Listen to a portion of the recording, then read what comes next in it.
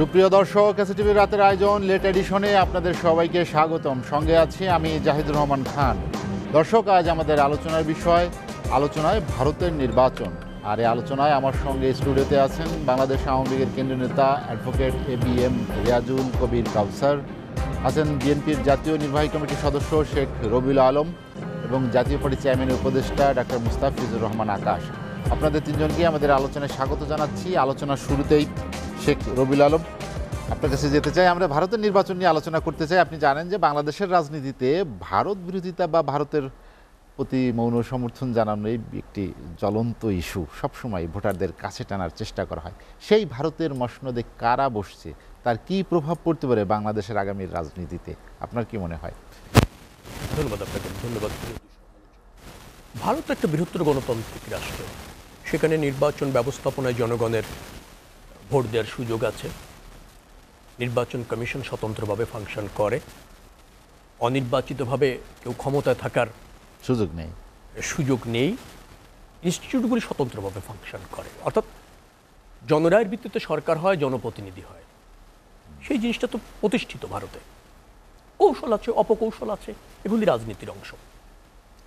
বাংলাদেশে আজকে ধরেন নির্বাচন ব্যবস্থাপনা বিসর্জন দিয়ে নির্বাচনে জনগণের অংশগ্রহণের সুযোগ না রেখে, অথবা ধরেন রাজনৈতিক দলগুলি এবং বৃহত্তর জনগোষ্ঠীর নির্বাচনের প্রতি অনীহা রেখেই আজকে ভারতের নির্বাচন নিয়ে আলোচনা করতে হচ্ছে বাংলাদেশের এই টকশোতে। এটা একটা দুঃখজনক বিষয়। আমরাও তো পারতাম এরকম একটা উৎসব মুখর পরিবেশে নির্বাচন, প্রতিদ্বন্দ্বিতাপূর্ণ নির্বাচন, তাই তো, যেখানে জনরায়ের অবাধ সুযোগ, যেখানে ক্ষমতায় যাওয়ার জন্য জনগণের দ্বারস্থ হওয়ার এই যে প্রতিযোগিতা, রাজনৈতিক কৌশল, এইগুলি তো আমাদের দেশের প্র্যাকটিস 91, 96, 2001, 2008ও কম বেশি বিচ্যুত হলে বলবো আমি ছিল। সেই ধারা অব্যাহত রাখা গেল না, কারণ আওয়ামী লীগ সেই প্রক্রিয়াটাকেই নস্যাৎ করে দিয়ে দখল করে নিয়ে যে কোনো মূল্যে ক্ষমতায় থাকতে চাইছে। ভারত বন্দিপ্রতিম রাষ্ট্র। বাংলাদেশের গণতন্ত্র প্রতিষ্ঠিত হোক, প্রক্রিয়াগুলি অব্যাহত থাকুক, সেই প্রক্রিয়ার প্রতি ভারতেরও মনোযোগ থাকা উচিত ছিল, যেহেতু সে আভ্যন্তরীণভাবেই গণতন্ত্র চর্চায় বিশ্বাস করে, জনমতের উপর আপনার আস্থা রাখে। কিন্তু আমরা দেখতে পাচ্ছি যে একটা কর্তৃত্ববাদী চরিত্র, অথবা ধরেন আওয়ামী লীগের জাতীয় স্বার্থ বিসর্জন দিয়ে ক্ষমতায় থাকার যে মোহ, সেই প্রক্রিয়া দেখে হয়তো ভারতকে কাউন্সিলিংয়ের মাধ্যমে প্রলুব্ধ করতে পেরেছে আওয়ামী লীগ। এবং ভারতও ওই কর্তৃত্ববাদী যে ক্যারেক্টার প্রতিবেশীর প্রতি, সেই ক্যারেক্টারের ধারা অব্যাহত রাখার জন্য আওয়ামী লীগের এই দুর্বলতার সুযোগে, বাংলাদেশের রাজনৈতিক একটা সংকটের সুযোগে কাজে লাগিয়ে নিশ্চয়ই প্রভাব বিস্তার করার চেষ্টা করছে। সেটা অনাকাঙ্ক্ষিত। কিন্তু ভারতের নির্বাচন প্রক্রিয়ায় আমি যেভাবে দেখছি, সেটা কিন্তু গণতন্ত্রের জন্য সুখকর, গণতন্ত্রের জন্য প্রয়োজনীয়। আপনি দেখবেন যে হাড্ডাহাড্ডি লড়াই হচ্ছে এবং মানুষ অবাধে ভোট দিয়েছে। ভোট গণনার যে প্রক্রিয়া, ফলাফল প্রকাশের যে প্রক্রিয়া, তার প্রতি মানুষের বিশ্বাস আছে, আগ্রহ আছে। অন্যান্য দলেরও কিন্তু আগ্রহ আছে, যে পরাজয় বরণ করছে তারও আগ্রহ আছে, বিশ্বাস আছে, আস্থা আছে। সেটা তো আর বাংলাদেশে থাকছে না। তো যার ফলে আমি বলতে চাই যে ভারতের একটা সরকার হবে, গণতন্ত্র প্রতিষ্ঠিত হবে। পাশাপাশি যদি বাংলাদেশের গণতন্ত্র প্রতিষ্ঠিত হতো, বাংলাদেশেও মানুষের তার সরকার পছন্দের সুযোগটা অবাধ হতো, যেটা আওয়ামী লীগ রহিত করেছে। সেই জায়গায়ও যদি ভারত গণতন্ত্র মনে হয়ে বাংলাদেশের সুপ্রতিবেশী হইতে চাইতো, অথবা ধরেন সাম্যের ভিত্তিতে বন্ধুত্ব, ন্যায্যতার ভিত্তিতে বন্ধুত্ব, গণতান্ত্রিক সৌহার্দ্যতা, এই জিনিসগুলি বজায় রাখলে নিশ্চয়ই বাংলাদেশের মানুষ আরও বেশি হতো আর কি, যেটাকে বলা হয় আশাহত হতো না, আরও বেশি স্যাটিসফাইড হতে পারত, উপকৃত হতো। গণতন্ত্র, ভোটাধিকার এগুলি প্রতিষ্ঠিত হওয়ার ক্ষেত্রে নিশ্চয়ই ভারতের একটা ভূমিকা থাকা দরকার। কিন্তু আমরা দুঃখজনক হলো সত্য দেখছি যে না, ভারত নিজের আভ্যন্তরীণ গণতন্ত্রের ব্যাপারে সজাগ, সচেষ্ট এবং সংকল্পবদ্ধ, কিন্তু প্রতিবেশী দেশে গণতন্ত্র থাকুক না থাকুক, তার স্বার্থ উদ্ধারে অথবা তার মতো করে একটা সরকার জনরায় উপেক্ষা করে যদিও থাকে, সেক্ষেত্রে সে কিন্তু প্রভাবিত করে অথবা ধরেন সহযোগিতা করে। এই ধরনের একটা দ্বৈত চরিত্র আমি বলবো, এবং গণতন্ত্রের সাথে সাংঘর্ষিক একটা চরিত্র ভারতের মধ্যে রয়েছে। এটা অনাকাঙ্ক্ষিত, এটা দুঃখজনক। আপনি যে অভিযোগগুলো করলেন নির্বাচন নিয়ে, সরকার গঠন নিয়ে, গত কয়েকটি নির্বাচন নিয়ে, সেখানে আসলে কি আপনি কিভাবে দেখেন যে সেটি কি আসলে ভারত দ্বারাই প্রভাবিত হয়েছে? না, আমি তো ক্ষমতাসীন দলদের সাধারণ সম্পাদকের বক্তব্যটাই বলি, দিল্লি আছে মানে আমরা আছি। আচ্ছা, ভারত গুরুত্বপূর্ণ ভূমিকা নিয়েছে বিদায় 24 সালে নির্বাচনটা করা গিয়েছে এবং আমরা ক্ষমতা থাকতে পেরেছি। এই কথা যখন আওয়ামী লীগের সাধারণ সম্পাদক বলে, এবং ধরেন ভারতের সরকারের তরফ থেকে, ভারত তো কূটনৈতিকভাবে খুব সমৃদ্ধ একটা দেশ এবং কর্তৃত্ববাদী চরিত্র তার আছে, এবং সেটা প্রসারিত করবার জন্য কিন্তু তার কূটকৌশলও আছে, যার ফলে সে হয়তো প্রকাশ্যে এরকম বলেনি। কিন্তু আমরা রাজনৈতিক পরিভাষা যদি বলেন, কূটনীতির পরিভাষায় যদি যান, সে বাংলাদেশে তার মতো হয়ে কাজ করবে, তার উপর নির্ভর করে রাষ্ট্র পরিচালনা করবে, এরকম একটা সরকার সে চেয়েছে। এবং সেই পরীক্ষায় আওয়ামী লীগ উত্তীর্ণ হয়েছে দেশের স্বার্থ বিসর্জন দিয়ে, জাতীয় স্বার্থ বিসর্জন দিয়ে। এটা আমি বলছি, বাংলাদেশের জনমতের ভিত্তিতে একটা শক্ত সরকার থাকুক, যে দ্বিদেশীয় স্বার্থের ক্ষেত্রে বাংলাদেশের হয়ে বার্গেনিং করুক, ভারতের সাথে আমাদের যে সমস্ত স্বার্থ রয়েছে, যে সমস্ত অধিকার আছে, মানে আপনার দ্বিপাক্ষিক, সে বিষয়ে শক্তভাবে বার্গেনিং করুক, এরকম একটা সরকার বাংলাদেশে কিন্তু ভারত চাইছে না জনমতের ভিত্তিতে। সেই জায়গাটাতে আমি বলছি যে ভারতের এই ভূ রাজনৈতিক যে অপকৌশল আমি বলবো, সে জায়গায় কিন্তু ভারত নীতি নৈতিকতার পরিচয় দিচ্ছে না, এবং প্রতিবেশী রাষ্ট্র এবং তার দেশের জনগণের মতামতের ভিত্তিতে সরকারের হোক, একটা শক্তিশালী সরকার হোক, দেশপ্রেমিক সরকার বাংলাদেশে থাকুক, সেখানে তার কিন্তু অনীহা রয়েছে, এবং সেখানে তার কূটকৌশলের প্রভাব বাংলাদেশে পড়ছে। শেখ রবিউল আলম, আমি আপনার কাছে আবার আসবো। অ্যাডভোকেট এবিএম রিয়াজুল কবির কাউসার ভাই, যেটি শেখ রবিউল আলম বললেন যে ভারত তার অভ্যন্তরীণ রাজনীতিতে গণতন্ত্র, ভোটাধিকার সবকিছুতেই স্বচ্ছতা বজায় রাখে, কিন্তু বহির্বিশ্বে বা আঞ্চলিক রাজনীতিতে তিনি কূটকৌশল বলেছেন, অপকৌশল বলেছেন, এবং ভারতের যে সমর্থন তা দিয়েই সরকার চলছে, সেখানে তিনি। ধন্যবাদ আপনাকে। আপনার কি মনে হয় যে এই অবস্থা? আলোচক শেখ রবিউল আকাশ সাহেব, শেখ রবিউল খুব ভালো বলেছেন, আমি তার কথায় প্রীত। ভারতের সমর্থনে আওয়ামী লীগ আছে, আমিও বলতে চাই শেখ রবিউলের মতো, কিন্তু ভারতের মতো নির্বাচন করেছে, বাংলাদেশ মতো নির্বাচন করেছে, কেউ কারোটা করে দেয় নাই, এখানেই সমস্যা। দেখুন, যেমন নির্বাচন ব্যবস্থা নিয়ে শেখ রবিউল অনেকগুলি কথা বললেন।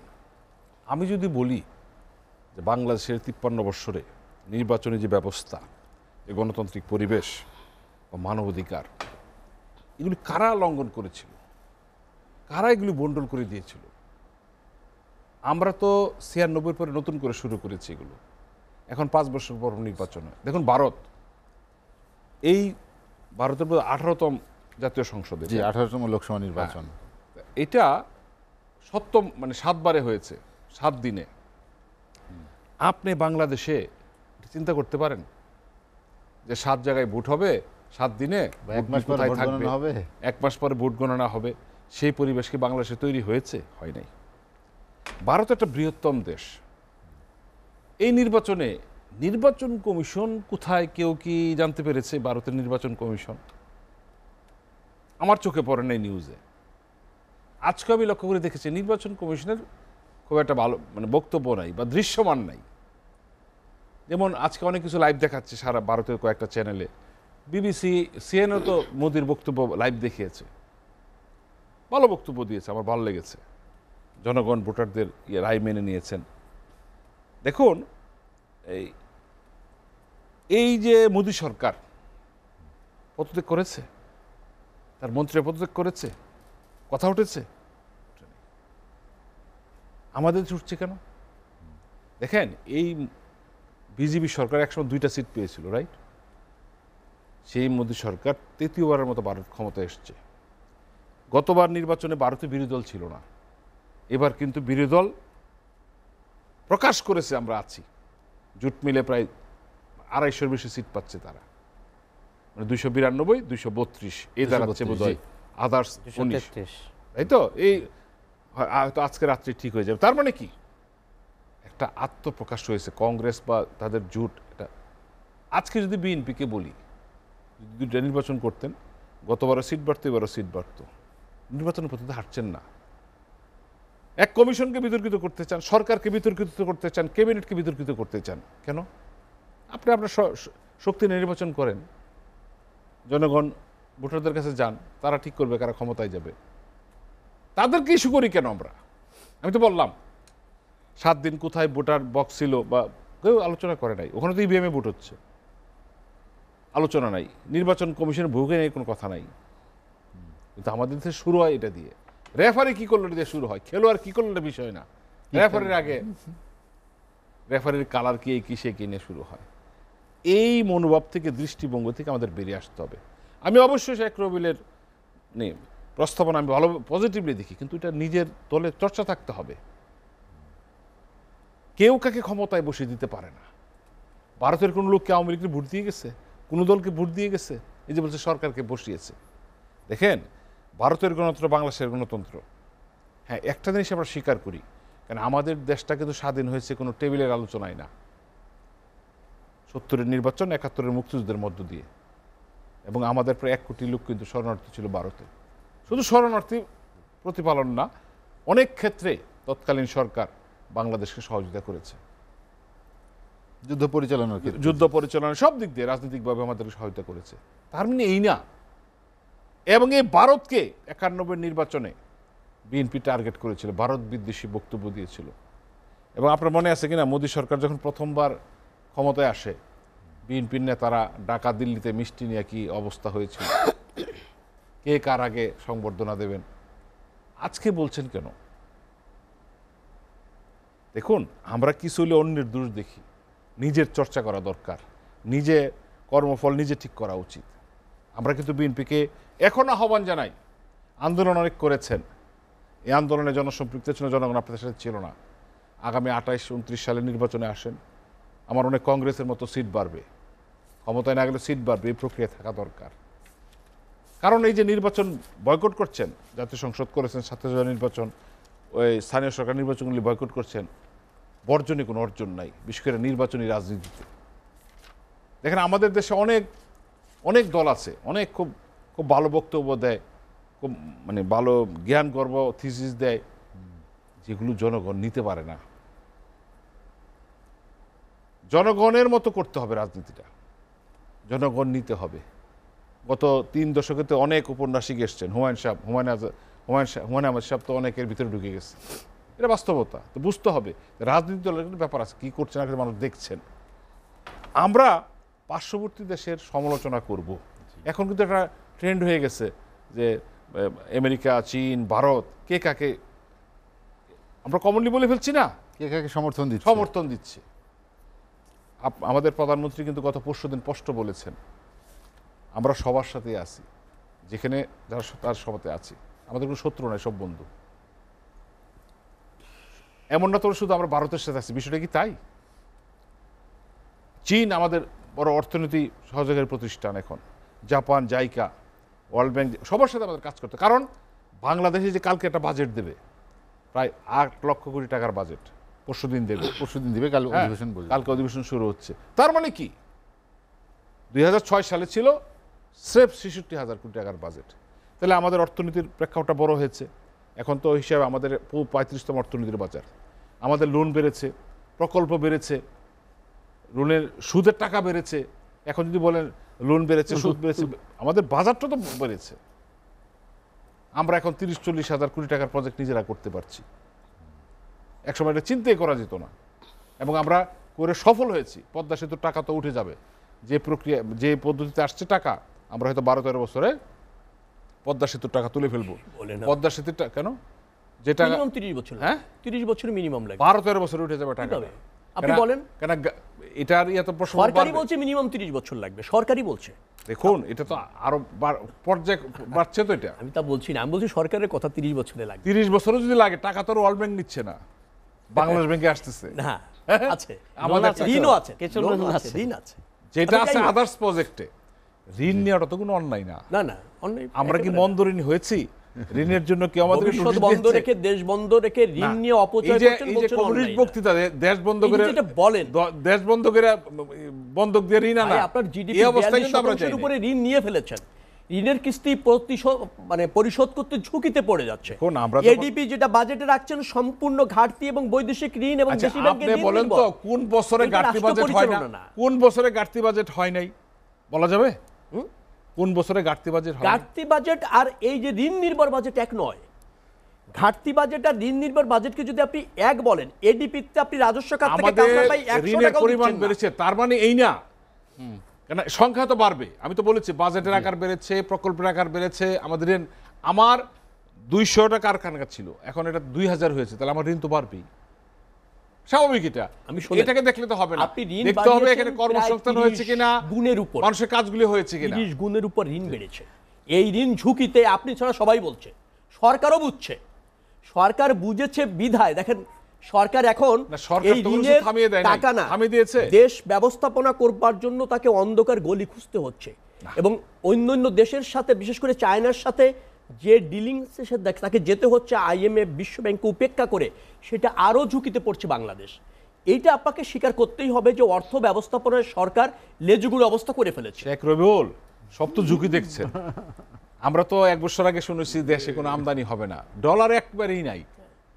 এবার শুনেছিলেন পড়েছে তো আমি তো বাড়িনি ভাই, আমাদের অপ্রয়োজনীয় কিছু জিনিসের উপর সরকার নিয়ন্ত্রণ করেছে, এগুলো কমানো হয়েছে। তারপরে বাংলাদেশে এখন বছরে রিজার্ভের উপর 22,000 কোটি টাকার ফলমূল আসে বিদেশ থেকে। আমি আপনাকে বলি 22,000 কোটি টাকা, 7.5-8 বিলিয়ন ডলারের যে আমরা সারা বাংলা 27,000 কোটি টাকা, সরকার 5.5 বিলিয়ন নিয়ে আসছে। আমদানি নিয়ন্ত্রণ করেও ঘাটতি মেটানো যাচ্ছে না। আমদানি নিয়ন্ত্রণ এই কাপ তো বাংলাদেশে হয়, এই কাপ আমার চীন থেকে আনতে হবে, বিদেশ থেকে আনতে হবে। আপনি অর্থনীতি ভাষায় বলছেন না কাউসার ভাই, আপনি সরলভাবে বলছেন, আমি অর্থনীতির ভাষায় বলছি, জনগণের দৃষ্টিতে বলছি। আমাকে এখনো কোনো অর্গানাইজেশন থেকে রেড নোটিশ দেয় নাই যে তোমার ঋণ বন্ধ হয়ে গেছে, তোমাকে ভবিষ্যতে দেব না। আমরা কিন্তু IMF এর লোনটা প্রপারলি পেয়েছি। ঋণ নির্ভর আপনার অর্থনীতির যে সংকটে এক একজনের মাথা পিছু আয় কত আর ঋণ কত, প্লিজ এক মিনিট, 8-9% উপর জিডিপির আপনি ট্যাক্স কালেকশন করতে পারছেন না, যেটা নেপাল ভুটানও 16-17% মতো করে। কারণ আপনার ব্যবসা বাণিজ্য প্রসারিত হচ্ছে না, দেশীয় এবং বিদেশি বিনিয়োগ হচ্ছে না, যার ফলে আপনার আয় বাড়ছে না, রাজস্ব বলেন দেশি বিদেশি বিনিয়োগ বাড়ছে না, স্থবির হওয়ার কারণে তো আপনার রাজস্ব কালেকশন তো হচ্ছে না। আপনি যে টাকা রাজস্ব কালেকশনের লক্ষ্যমাত্রা ধরেছেন তা দিয়ে শুধু রাষ্ট্র ব্যবস্থাপনা হবে, ব্যয় হবে, অর্থাৎ যেটা বেতন ভাতা, অনুন্নয়ন ব্যয় যেটাকে বলা হয়, অনুন্নয়ন ব্যয়, বেতন ভাতা হবে। এডিপিটা সম্পূর্ণ বৈদেশিক ঋণ নির্ভর রাখছেন এবং দেশি ব্যাংকের ঋণ নির্ভর রাখছেন। এর আগের বাজেটও তাই ছিল, তার আগের বাজেটও তাই ছিল। তো সেটা তো সুখকর নয়। আপনি রাজস্ব খাত থেকে 1 টাকাও যোগান দিচ্ছেন না। এটা আবার ধরেন রাষ্ট্র নিয়ন্ত্রিত খাত যেগুলি আছে, পরশুদিন ফিগারগুলো পেয়ে যাব কোন খাতে কত আসছে, সরকার কিভাবে রাষ্ট্র নিয়ন্ত্রিত, আপনি ক্লিয়ার হয়ে যাচ্ছে আমরা যে রাষ্ট্র নিয়ন্ত্রিত যে খাতগুলি সেগুলি এখনো আপনাকে ভর্তুকি দিতে হচ্ছে। আমরা ডক্টর আকাশের কাছে যেতে চাই। আকাশ, যেটি নিয়ে আমরা আলোচনা করেছিলাম ভারতের নির্বাচন, যেটি শেখ রবিউল আলম যে অভিযোগের তীর ছুড়লেন ভারতের দিকে, আপনার কি তাই মনে হয় যে বাংলাদেশের গণতন্ত্র, নির্বাচন ব্যবস্থা সব মিলিয়ে সেখানে ভারতের একটি প্রভাব আছে? ধন্যবাদ। সেই সাথে দুইজন বিজ্ঞ সহালোচক সহ যারা শুনছেন সবাইকে শুভেচ্ছা। দেখেন, ভারতে যে নির্বাচন হচ্ছে, যে গণতান্ত্রিক পন্থায় ভারত নির্বাচন করছে, তার ফুললি ব্যতিক্রম বাংলাদেশে ছিল। দেখেন, ভারত তার স্বার্থ ছাড়া কিছুই করবে না, এই যে, আর বাংলাদেশ ব্যক্তি স্বার্থ ছাড়া কিছুই করবে না। এই দুইটা পার্থক্য আপনার। দেখেন, ভারত যে নির্বাচন হলো, সেই নির্বাচনে মোদী সরকারের নৈতিক পরাজয়গুলো হচ্ছে। যদিও মোদী সরকার আবার ক্ষমতায় আসতে পারে, তো নৈতিক পরাজয় হচ্ছে। বিরোধী দলগুলি করলে আপনার প্রচুর আসন পাচ্ছে। অলরেডি আপনার কংগ্রেসের যে জোট 233 আসন, মোদী সরকার তার জোট সহ 292 আসন, সেগুলো সংখ্যাগরিষ্ঠ পায়নি, 240 আসনের মতো পেয়েছে। মোদী সরকার করলে ইচ্ছা প্রকাশ করেছিল যে আমরা 400-এর বেশি আসন পাবো, কিন্তু মোদী সরকার ইন্টারনালি হস্তক্ষেপ এবং এক্সটার্নালি হস্তক্ষেপে করলে ধরাশায়ী হয়েছে। হয়তো সে ক্ষমতায় চলে যাবে জোটগতভাবে, কিন্তু সে করলে ধরাশায়ী, সামনে ক্ষমতায় আসতে পারবে কিনা। কিন্তু তারপরে দেখেন, বিজেপি 3 বার ক্ষমতায় আসতেছে আর আওয়ামী লীগ 4 বার ক্ষমতায় আসতেছে। বিজেপি দেশটাকে কোথায় নিয়ে যাচ্ছে আর আওয়ামী লীগ দেশটাকে কোথায় করেছে। দেখেন, ভারত তার স্বার্থ ছাড়া কিছুই করবে না। কেন বলছি? এই যে দেখেন, ভারত আমাদের দেশে একটা দাসত্ব সরকার চায়, যাতে সব তার কথাই শুনে। এটা করলে অলরেডি ভারত প্রতিষ্ঠাও করে ফেলেছে। 2014 সালে আওয়ামী লীগ নির্বাচন করলে 154 আসন বিনা প্রতিদ্বন্দ্বিতায় আপনার আওয়ামী লীগ বিজয় লাভ করলো। সেখানে করলে ভারতের যথেষ্ট হস্তক্ষেপ ছিল। এবং 2018-তে আপনার আওয়ামী লীগ নির্বাচন করলো, সেখানে বিএনপির মতো একটা বড় দল নির্বাচনে আসলো, 6টা আসন পেল। আওয়ামী লীগকে তখন বোঝা উচিত ছিল বিএনপির মতো একটা দল কি 6টা আসন পেতে পারে। এই যে আজকে আমাদের রাজনীতি কোথায় দাঁড়াচ্ছে, তাদের রাজনীতি কোথায় সামনের দিকে যাচ্ছে, 2024-এ যে নির্বাচনের পরিবেশ আওয়ামী লীগ তৈরি করলো, এই যে আমাদের নির্বাচন কমিশন আর ভারতের নির্বাচন কমিশন, ভারতের নির্বাচন কমিশনকে কাউসার ভাই বলতে দেখাই যায় না, দেখা যাওয়ার তো দরকার নাই। তারা এমনভাবে নির্বাচন করছে, কেউ তো প্রশ্ন তুলছে না। আর আমাদের দেশের নির্বাচন কমিশন সারাক্ষণ টেলিভিশনের মধ্যে বক্তৃতা দিচ্ছে, তারপরে প্রশ্ন উঠছে, কিন্তু বক্তৃতা দিয়েই খালাস, কিন্তু কোনো কাজ করতে পারতেছে না। আমি আগেও বলেছিলাম যে একটা পুলিশের বিরুদ্ধে আপনি ব্যবস্থা নিতে পারবেন না, আপনি মন্ত্রী এমপিদের বিরুদ্ধে ব্যবস্থা নেবেন কিভাবে? আর ভারতের অবস্থান দেখেন যে তাদের কোনো কথাই বলতে হচ্ছে না। আজকে দেখেন আমাদের নির্বাচন ব্যবস্থা ধ্বংস করার জন্য আওয়ামী লীগ সরকার শুধু নির্বাচন ব্যবস্থাকে ধ্বংস করে না, প্রত্যেকটা গণতান্ত্রিক প্রতিষ্ঠানকে ধ্বংস করে ফেলেছে। এই গণতন্ত্র প্রতিষ্ঠানকে ধ্বংস করার জন্য আজকে আমাদের অবস্থান এরকম। বেনজির তৈরি হয়েছে, আজিজ সাহেব তৈরি হয়েছে, এবং আওয়ামী লীগের যে অনেক এমপি, যে এমপি সাহেব বলতেছে যে হত্যা হয়েছে, রানা সাহেব, তার ব্যাপারেও যে ফিরিস্তি শুনছি যে তার যে অবস্থান ছিল এবং তারা কাকে নমিনেশন দিয়ে এমপি করে আসতেছে, এবং সংসদে এখন যারা আসতেছে কত পার্সেন্ট ব্যবসায়ী, কত পার্সেন্ট আপনার দুর্নীতির সাথে যুক্ত। আর ভারতে আপনি খোঁজ নিয়ে দেখেন, আবারও বলি যে ভারত তার স্বার্থ ছাড়া কেন কিছু করছে না? ভারত তো কিচ্ছু আমাদেরকে দিচ্ছে না, আমরা সব মিলিয়ে ভারতকে দিচ্ছি। তিস্তা চুক্তি এখনো ভারতের সাথে আমরা করতে পারি নাই, সীমান্ত হত্যা এখনো বন্ধ করতে পারি নাই, একের পর এক হত্যা করে যাচ্ছে। আমাদের দেশের আওয়ামী লীগ সরকার 15 বছরের বেশি ক্ষমতায়, এই নিয়ে একটা কথাও বলে না। এটা একটা বিচ্ছিন্ন ঘটনা, তারা সবসময় বলে এটা একটা বিচ্ছিন্ন ঘটনা। আপনি দেখেন ভারতের সকল টেলিভিশন সম্প্রচার বাংলাদেশে হয়, আমাদের একটা টেলিভিশন ভারতে সম্প্রচার হয়। ভারত থেকে কত জিনিস আমরা ইম্পোর্ট করি, আমাদের কোনো জিনিস ভারতে ইম্পোর্ট করছে? তাহলে আমরা ভারতকে কত টাকা আমাদের দেশে ভারতের বিনিয়োগ? তাহলে ভারত আজকে একটা বৃহত্তম গণতান্ত্রিক রাষ্ট্রে পরিণত হয়েছে, তারা একটা সুন্দর ইলেকশন করে ফেললো 1 মাস ব্যাপী। আর আমরা একদিন একটা, তারা এত ভালো একটা নির্বাচন করলো, আমরা একদিন একটা ইলেকশন করতে পারি না, একদিন একটা ইলেকশন করতে পারি না। সেই পরিবেশ তো তৈরি করতে হবে, যারা সরকারের ক্ষমতায় আছে, বিরোধী দলেরও সেখানে দায় আছে। কিন্তু আপনাকে বলি কি, বিরোধী দলকে তো আপনি স্পেস দিতে হবে কথা বলার জন্য, নির্বাচনে আসার জন্য সেই পরিবেশ তৈরি করতে হবে। ইলেকশনের আগে বারবার এই কথা বলা হয়েছে, প্রত্যেকটা দলের নেতারা বলেছে যে একটা নির্বাচনের পরিবেশ তৈরি করুন, সংলাপে বসুন। আওয়ামী লীগ সরকার একটা দৈত্য সরকারে পরিণত হচ্ছে, কার সাথে সংলাপ করব? তো ভাই সংলাপ যে করবেন না, এই যে নির্বাচন পদ্ধতি করে আপনারাই ক্ষমতায়, এই যে আজকে সংসদ মানে আপনারা, এই যে উপজেলা নির্বাচন মানে আপনারা, তাহলে এই যে আপনার দলের ভিতরে আজকে এত লোক দুর্নীতি করছে, প্রশাসনে দুর্নীতি করছে, কিছুই তো কন্ট্রোল করতে পারছেন না। আজকে কেন কন্ট্রোল করতে পারছেন না? কারণ আপনি যখন একটা দেশের গণতন্ত্র ব্যবস্থাকে ধ্বংস করে দিবেন, আপনি যখন অবৈধভাবে টিকে থাকার চেষ্টা করবেন, আপনাকে যারা টিকিয়ে থাকবে তারা তো আপনার সেই ফায়দাগুলি নিবে। জি ডাক্তার আকাশ, আমরা একটা বিরতি নিতে চাই, বিরতির পরে আবার আসবো। দর্শক, লেট এডিশনে নিচ্ছে একটা বিরতি, ফিরবো শীঘ্রই, সঙ্গেই থাকুন।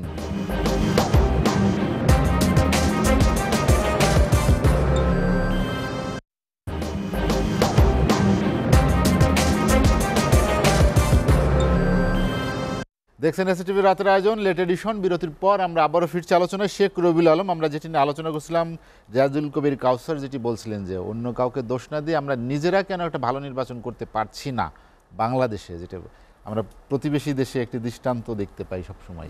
আচ্ছা, কাউসার ভাইরা নিজেরা নির্বাচন ব্যবস্থাপনা দখল করে দিয়ে যদি এই কথা বলে নিজেরা কেন পারছেন না, পারছেন তো, ওনাদের মতো করে পারছেন। উনি সুন্দর করে বললেন মোদী কি পদত্যাগ করেছে নাকি? আচ্ছা, 96-এর আগে কি ভারতের প্রধানমন্ত্রী পদত্যাগ করে নির্বাচন হতো নাকি? তখন কেন প্রয়োজন হয়েছিল ওনাদের তত্ত্বাবধায়ক সরকার? কেন প্রয়োজন হয়েছিল? ক্ষমতায় যাওয়ার জন্য প্রয়োজন হয়েছিল, ভালো নির্বাচনের দরকার ছিল। আর ক্ষমতায় যাওয়ার পর তত্ত্বাবধায়ক সরকার বাতিল করে দিয়ে নিজেদের মতন অধীনে নির্বাচন করা। আচ্ছা, ভারতের নির্বাচনে কি আগের রাত্রে 66% আসনে ভোট পড়ে দিয়ে দেওয়া হয়? 7 দিন ধরে নির্বাচন হচ্ছে, বলছে 60 কোটির উপরে লোক ভোট দিয়েছে। সেখানে নির্বাচন কমিশনের প্রতি মানুষের আস্থা আছে, আইন শৃঙ্খলা রক্ষাকারী বাহিনীর উপর আস্থা আছে। ওনাদের তো নির্বাচন কমিশন এবং আইন শৃঙ্খলা রক্ষাকারী বাহিনী নৌকা মার্কার প্রার্থীকে আগের রাত্রি উইন করানোর দায়িত্ব নিয়ে দেয়, ওরা ব্যালট বক্স ভরে ফেলে, ব্যালট পেপারে সিল মেরে। হয় নাকি ভারতে তাই হচ্ছে? শতভাগ ভোট পড়ে নাকি ভারতের নির্বাচনে? আপনি আমাকে বলেন তো, তারপর ধরেন বিরোধী দল কয়টা আসন পাবে সেটাকে মোদী সাহেব ঠিক করে দিয়েছে নাকি, যেটা উন্ডা করেছেন এই দ্বাদশ জাতীয় সংসদ নির্বাচনে, এটা করেছেন নাকি? মানে বিরোধী দল কে হবে? আচ্ছা, তারপর হচ্ছে নির্বাচনকালীন সরকার দল কয়টা দায়িত্ব পেতে পারে, কারা কারা কয়টা ভাগ করবে স্বতন্ত্র, এই কাজটা কি ভারতে ঘটে নাকি? আরেকটা কথা আমি আপনাকে বলি, যেটা খুব লাগবে আপনার, যে নির্বাচন ব্যবস্থাপনা তো আমাদের সেটেল ছিল, তাই তো? 91, 96, 2001, 2008 সেই প্রক্রিয়ার উপর নির্বাচন হচ্ছিল। মোদিবাবু এসে কি সংবিধান চেঞ্জ করে ওনাদের মতো করে পঞ্চদশ সংশোধনী করেছেন, নিজের অধীনে করে নিজের মতো করে নির্বাচনের আয়োজন করছে নাকি? আবার ভারতের নির্বাচনে জাতিসংঘ বলেন, ইউরোপীয় ইউনিয়ন বলেন, আমেরিকা বলেন, গণতন্ত্র মনা কোনো দেশ কি সমালোচনা করছে যে এখানে ভালো নির্বাচন হচ্ছে না? উন্না যেটা করছেন, বাংলাদেশের নির্বাচনী ব্যবস্থা উন্না দখল করে নিয়েছেন, ধ্বংস করে দিয়েছেন, একদলীয় শাসন, একদলীয় রাজনীতি কায়েম করছেন। আওয়ামী লীগ একটা গণতান্ত্রিক রাজনৈতিক দল ছিল, ক্ষমতার মোহে সে এখন স্বৈরতান্ত্রিক শক্তিতে পরিণত হয়েছে। এইটাই তো সংকট। সেটি না হলে তো ভালো নির্বাচন করা যেত, ভালো নির্বাচন তো আমরা হচ্ছিল। তারপরেও উন্ডা সংবিধান সংশোধন করে উনাদের মতো করে 14, 18, 2024 যে নির্বাচন করেছে, মানুষ ভোট দিতে পেরেছে। এখন ভোটাররাই বিমুখ হয়ে গিয়েছে, ভারতের ভোটাররা বিমুখ হয়েছে, উৎসব মুখর পরিবেশে নির্বাচন হচ্ছে না। মূল প্রতিদ্বন্দ্বিতা হয়েছে কে? ধরেন এনডিএ বিজেপির নেতৃত্বাধীন, আর ইন্ডিয়া হচ্ছে কংগ্রেসের নেতৃত্বাধীন। হ্যাঁ, বিজেপি একক সংখ্যাগরিষ্ঠতা পাচ্ছে না, কংগ্রেস আগের চেয়ে অনেক ভালো করেছে। এর আগে আমার মনে হয় 2014-তে পেয়েছিল 44 আসন, তারপরের নির্বাচনে 52 আসন, এবার 100-র উপরে ক্রস করেছে এককভাবে কংগ্রেস। সেখানে দেখবেন যে বিজেপি কিন্তু এককভাবে সংখ্যাগরিষ্ঠতা পাচ্ছে না সরকার গঠন করার জন্য। তাকে ডিপেন্ড করতে হচ্ছে দুটি আপনার রাজনৈতিক দলের উপর। একটা হচ্ছে বিহারের জনতা দল, যেটা আর কি ওটা হচ্ছে জনতা না, নীতিশ কুমারের জনতা দল বিহারে। আরেকটা হচ্ছে আপনার চন্দ্রকুমার নাইডুর আপনার Telugu party, Telugu United party, এটা অন্ধ্রপ্রদেশের। তাদের 30টির মতো আসন আছে, তার দ্বারস্থ তাকে হতেই হচ্ছে। এই যে সৌন্দর্য রাজনীতি, এই যে চেক অ্যান্ড ব্যালেন্স যে রাজনীতি, আপনার জোটের স্বর্ণাপন্ন কিন্তু এখন বিজেপিকে হতে হচ্ছে সরকার গঠন করবার জন্য। তো এটাতে কি হয়? জবাবদিহিতা থাকে। এটাতে কি হয়? করাপশন দূর হয়। এটাতে কি হয়? জননির্ভরতা বাড়ে। এটাতে কি হয়? যে জনগণের একটা প্রত্যক্ষ পরোক্ষ অংশগ্রহণের সমন্বিত সরকার হয়, যেটা গণতন্ত্রের মূল সৌন্দর্য। অর্থাৎ জনগণকে আপনি প্রত্যক্ষ পরোক্ষভাবে রাষ্ট্র ব্যবস্থাপনায় অংশগ্রহণের সুযোগ করে দিচ্ছেন, এবং সংসদ এবং জনপ্রতিনিধিরা জনগণের কাছে দায়বদ্ধ থাকছে, সরকারও জনগণের কাছে দায়বদ্ধ থাকছে। সেই প্রক্রিয়া ওনারা রেখেছেন।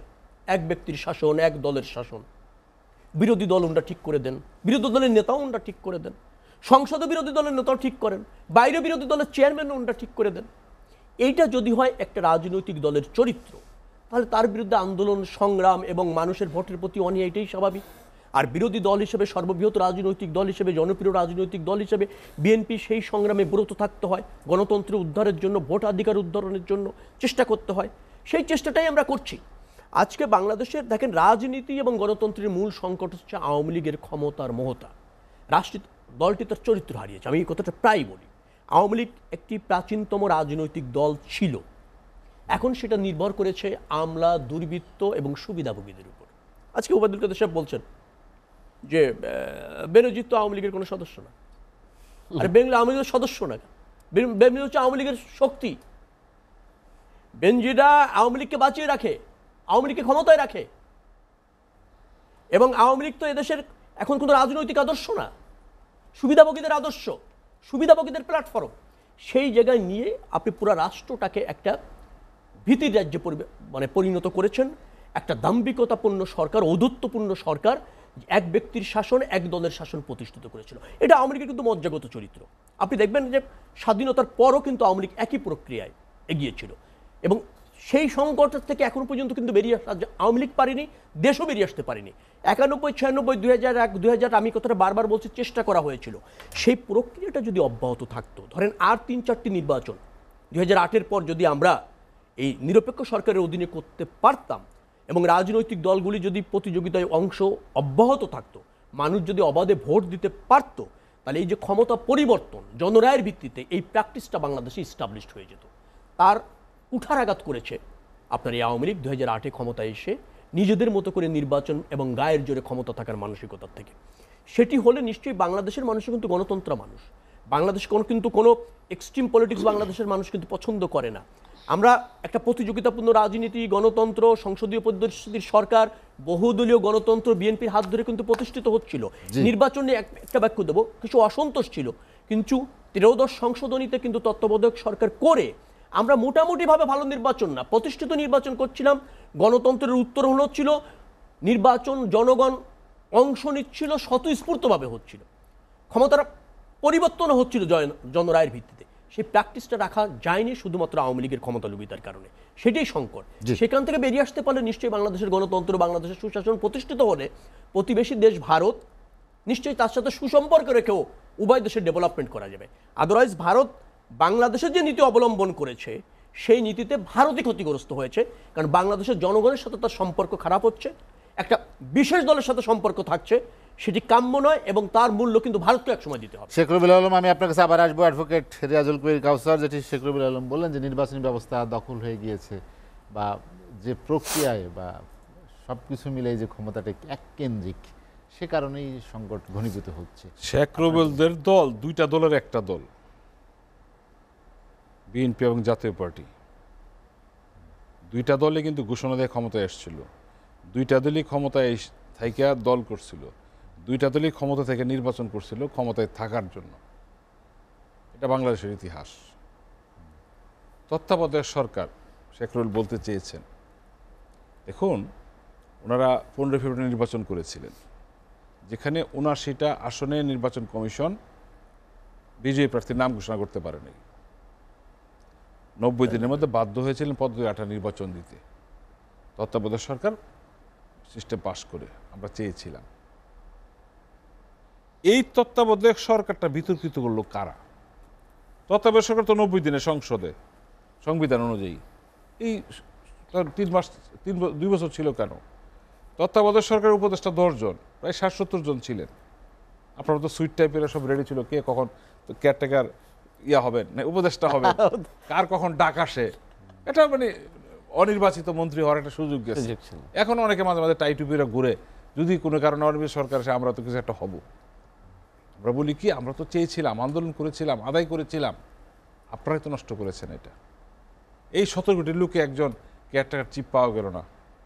তৎকালীন রাষ্ট্রপতি আমার স্যার ইয়াজুদ্দিন স্যারকে বানাইতে হইল কেয়ারটেকার চিফ, তাই না? কারা নষ্ট করেছেন প্রক্রিয়াটাকে? অনেক কথা বলেন, কেন আরেকটা লোকরে পারলেন না কেয়ারটেকার চিফ করতে? কি দাঁড়ালো? আমাদের সেনা সমর্থিত সরকার চলে আসলো, 2 বছর আমরা দুইটা দলই সাফার করেছি। আমার ভাই ডাক্তার আকাশ বলেছেন, দেশটাকে আওয়ামী লীগ কোথায় নিয়ে যাচ্ছে।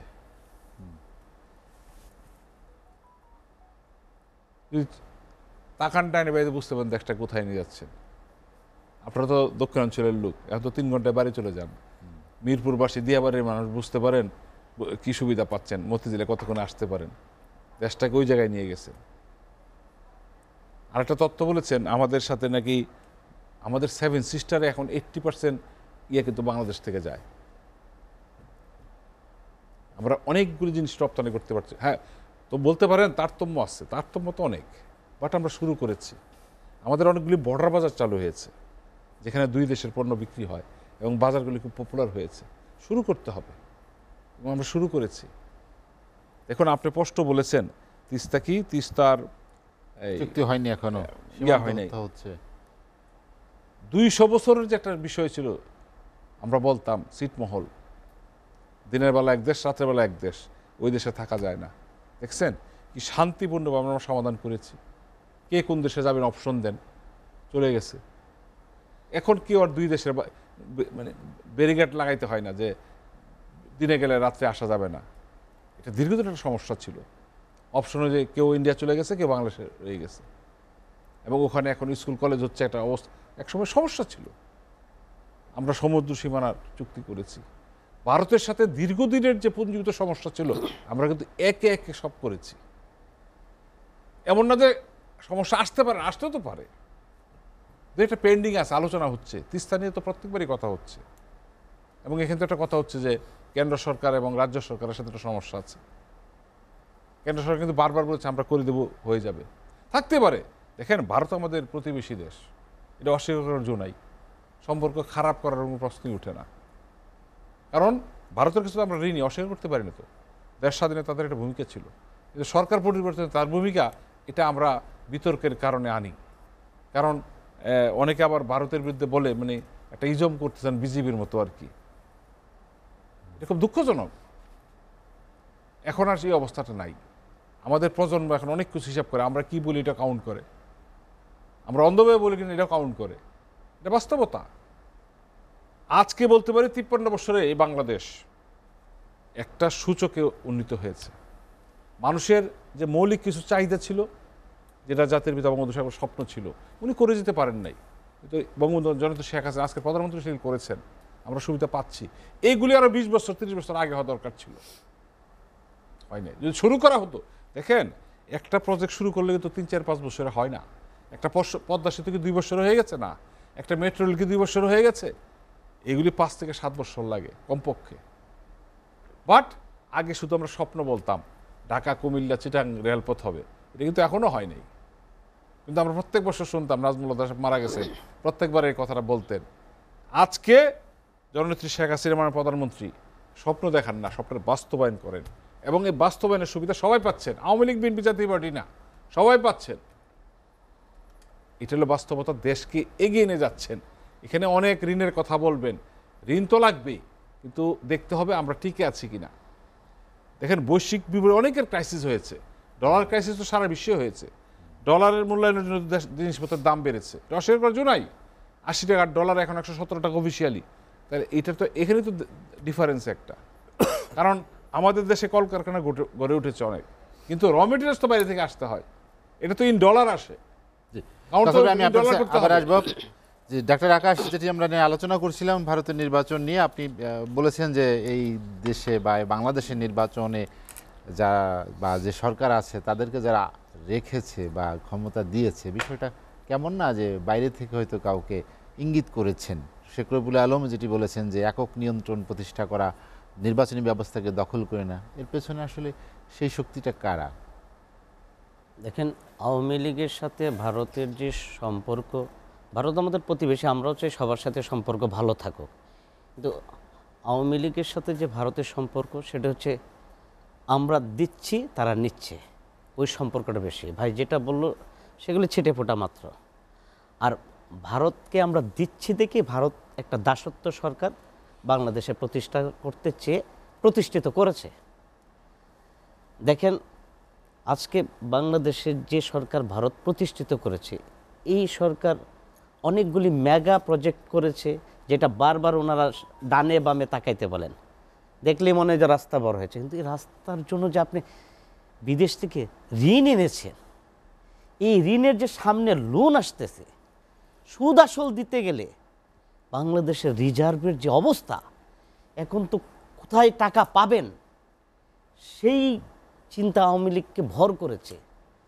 চীন দিবে না ভারত দিবে না অন্য কান্ট্রি থেকে টাকা নিয়ে আসবেন।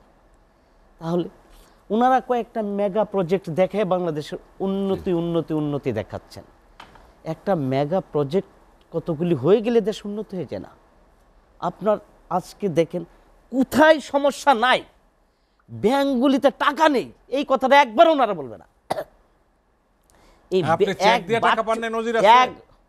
আপনাকে বলে আমি অনেকবার ব্যাংকে গেছি, 20 লাখ টাকা একবারে দিতে পারে না, 20 লক্ষ টাকা দিতে পারে না, 5 লাখ টাকাও দিতে পারে না। আপনাকে বলে কি, আপনি নিরপেক্ষভাবে কথা বলেন, একদিন ব্যাংকে যান, যদি আপনাকে ব্যাংক না বলে যে আমরা কি পরিমাণ ক্রাইসিসে আছি, ওপেন বলে গেলাম আপনাকে বলি।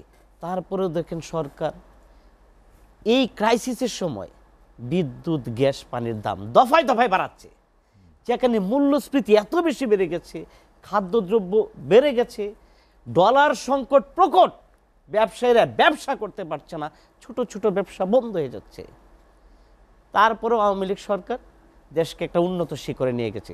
এই সমস্যাগুলি সমাধান না করা পর্যন্ত আপনি কিভাবে, একটু আগে ভাই বললো যে মৌলিক অধিকারগুলি আমরা প্রতিষ্ঠা করে ফেলেছি, আপনি প্রত্যেকটা মৌলিক অধিকারে এখনো লেখা আছে, আপনি আইনের দৃষ্টিতে সবাই সমান, আপনি কি এইটা প্রতিষ্ঠিত করতে পেরেছেন? আপনার জন্য এক আইন, বেনজিরের জন্য এক আইন, আমার জন্য আরেক আইন। আপনি কি সমতা দেখাচ্ছেন? আজকে বেনজি সাহেব কোথায় আপনার স্বরাষ্ট্রমন্ত্রী বলতে পারে না? ওনার লজ্জা করে না? আপনার ওনার কি দেশ থেকে নিষেধাজ্ঞা আছে? উনার শুনে না, উনি বলতে পারেন যে বেনজির কোথায় আমি জানি না। আজকে দেখেন পাসপোর্ট কার হাতে, কয় মিনিট লাগে বেনজির সাহেব কোথায় আছে বের করতে? পুলিশ পারেন এমন কোনো কাজ আছে? যদি চায় দুইজন আপনার সেই অজপাড়াতে বোমা বানাচ্ছে সেটা ধরে নিয়ে আসতে পারেন, দেখাচ্ছেন বড় করে টিভিতে ফলাও। বেনজির সাহেব কোথাও উদা হয়ে গেছে কেউ বলতে পারছেন বেঞ্জি না। সাহেব কি ধরার আদেশ হয়েছে কোথা থেকে? তাই বলে সেই এয়ারপোর্ট তার ক্রস করে চলে যাবে? তার সম্পত্তি ক্রোক করতে বলা আপনাকে হয়েছে, বলি ক্রোক হয়েছে। বেনজি সাহেব বাংলাদেশে তাকে বিদেশে বড় বড় নিষেধাজ্ঞা দেওয়া জমি হয়েছে। খেকু আছে, জমি খেকুদের পাঁচ করেছে। ওনার যে পরিমাণ জমি সম্পত্তি, এটা কি বাংলাদেশ সরকারের আড়ালে থাকার কথা ছিল? আজকে মিডিয়া তুলে নিয়ে আসছে দেখা এখন আপনারা সাফাই গাচ্ছেন। আজকে বেনজিরকে আপনারা আপনাদের ক্রাইসিসে ব্যবহার করেছেন। আজকে বেনজিরের প্রয়োজন নাই, সেই জন্য বেনজিরকে আপনারা ছুঁড়ে ফেলে দিচ্ছেন। দেখেন আমি যেটা বলছিলাম, আজকে বেনজির সাহেব তার স্ত্রীর নামে আপনার এই বিদেশে সেকেন্ড হোম কিনেছেন এবং বিভিন্ন দেশে যে তার সম্পত্তির বিবরণ, এগুলি প্রত্যেক দিন শুনতে শুনতে আঞ্জালা ফলে যাচ্ছে।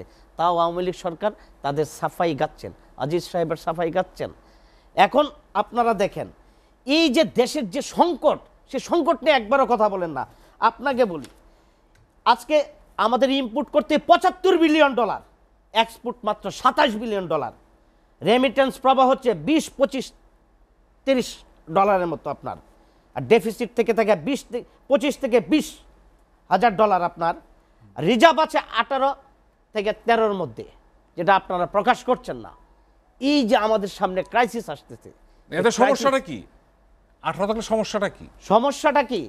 এই যে আজকে দেখেন আমরা ইম্পোর্ট করতে পারছি না, সেটা সমস্যা না? কোনো এলসেট আছে? অবশ্যই আটকে আছে।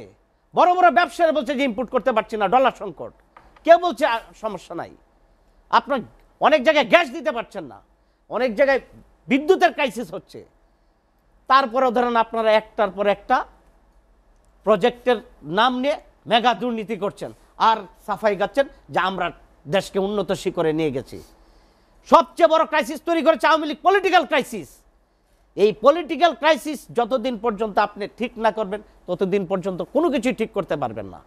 আপনি সব দলকে গৃহবন্দী করে ফেলবেন আর নিজেরাই সব কিছু কুক্ষিগত করে দেশ চালানোর চেষ্টা করবেন। এই সুযোগগুলি নিবে যারা সমাজের খারাপ ব্যক্তি। আজকে তারা মাথা চাড়াতে উঠিয়েছে। ভারতে কি এরকম লোক আমরা দেখতে পাচ্ছি যে পুলিশের প্রধান, আর্মির প্রধান, অনেক এমপি এরকম দুর্নীতিবাজ? ভারতের দেখেন আদানি সাহেব বাংলাদেশ থেকে ক্যাপাসিটি চার্জ বাবদ 90,000 কোটি টাকা নিয়ে গেল। আপনারা বসায় বসায় সেই টাকাটা দিচ্ছেন, এখনো প্রায় 50,000 কোটি টাকা বাকি। টাকা তো দিতে হবে, এই টাকার বিল আমাকে দিতে হয়, ভুতুরে বিল হয় অনেক জায়গায়। আর যাদের কার্ড আছে তারা যদি কার্ডে টাকা ঢুকায়, একদিন বা 2 দিন পরে আপনার কার্ডে টাকা থাকে না। মানুষ কথা বলতে পারছে না।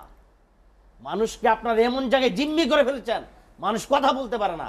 সময় আসতেছে সামনে, মানুষ কথা বলবে। ডক্টর আকাশ, আমরা আরেকটা বিরতি নিতে চাই, বিরতির পরে আবার আসবো। দর্শক, লেট এডিশনে নিচ্ছে আর একটা বিরতি, ফিরবো শীঘ্রই, সঙ্গেই থাকুন।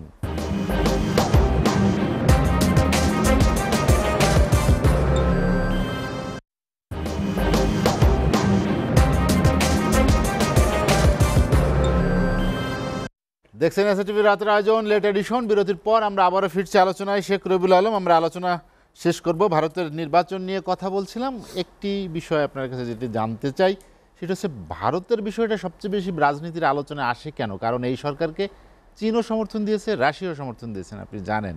তাদের বিষয়টা কিন্তু এভাবে আলোচনা আপনারা করেন না। এটা কি শুধুমাত্র কি ভারত বিরোধী রাজনীতির অবস্থান থেকে? না, চীন রাশিয়ার সমর্থনটা আর ভারতের সমর্থনের মধ্যে পার্থক্য রয়েছে। ভারতের সরাসরি হস্তক্ষেপের মতো ছিল, আর চীন রাশিয়ার একটা নৈতিক সমর্থন ছিল। কারণ চীন রাশিয়ার তো আর গণতন্ত্রে বিশ্বাস করে না, তাদের আভ্যন্তরীণ গণতন্ত্র নাই, তাদের পারপাস সার্ভ করে এরকম একটা সরকার থাকলেই তারা হয়, এইভাবে ভাবে। আর ভারতের যেহেতু গণতন্ত্র আছে, জবাবদিহিতা আছে, পার্শ্ববর্তী দেশ হিসেবে দ্বিপাক্ষিক স্বার্থ অনেক বেশি আছে, আমাদের জাতি হিসেবে তার কাছে প্রত্যাশাও রয়েছে একটা নিরপেক্ষ ভূমিকা, একটা ধরেন কার্যকর গণতন্ত্র প্রতিষ্ঠার ক্ষেত্রে ভূমিকা থাকুক। একটা দ্বিপাক্ষিক সম্পর্ক সাম্যের ভিত্তিতে মানে সমমর্যাদার ভিত্তিতে থাকুক, এই প্রত্যাশাটা তো আমাদের অনেক সেই জায়গা থেকে রয়েছে। এবং ধরেন আন্তঃসম্পর্কও অনেক বেটার, দুই দেশের জনগণের মধ্যে বন্ধুত্বপূর্ণ সম্পর্ক তো চীন এবং রাশিয়ার থেকে ভারতের আর বাংলাদেশের মধ্যে বেশি, সেই জায়গা থেকে আমি বাংলাদেশের মানুষ প্রত্যাশা করে। ওই যে কাসার ভাই কিন্তু খুব সুন্দর একটা কথা বলছিলেন যে ভারতের কাছে আমরা ঋণী। হ্যাঁ, তো ঋণী এখন কি পরাধীন হয়ে আবার সেই ঋণ শোধ করবো ভারতের কাছে? সেটা যদি যারা ভাবে নিশ্চয়ই তারাই হচ্ছে ওই যে বললাম ভারতীয় আধিপত্যবাদের এজেন্ট। আধিপত্যবাদ ভারত যেটা বাংলাদেশে করতে চায় তার এজেন্ট হয়ে যায় তারা। ঋণ এক জিনিস আর পরাধীনতা আরেক জিনিস। পরাধীন হয়ে কখনো ঋণ শোধ করতে হয় না। যারা এইভাবে ক্ষমতায় থাকতে চায়, আমি আবারও বলছি, তারাই হচ্ছে ওই যে বললাম আপনাকে যে ভারতীয় আধিপত্যবাদের এজেন্ট। প্রধানমন্ত্রী নিজে বলেছেন ভারতকে আমি যা দিয়েছি তা কখনো ভারত ভুলবে না। আচ্ছা, আমি জিজ্ঞেস করতে চাই কি দিয়েছেন? আমি নিশ্চিত আপনি জাতীয় স্বার্থ বিসর্জন দিয়েছেন।